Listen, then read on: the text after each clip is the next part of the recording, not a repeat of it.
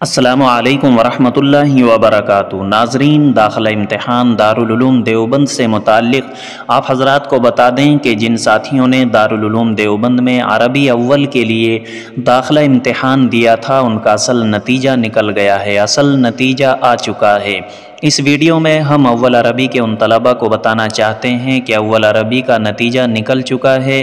اول عربی کے لیے کل 59 طلبہ کا اس جماعت میں انتخاب ہوا ہے الحمدللہ۔ ان میں سے 8 طلبہ ماشاءاللہ پوزیشن میں رہے ہیں۔ ام المدارس کے لیے کامیاب ہونے والے ان تمام طلبوں کو بہت بہت مبارکباد۔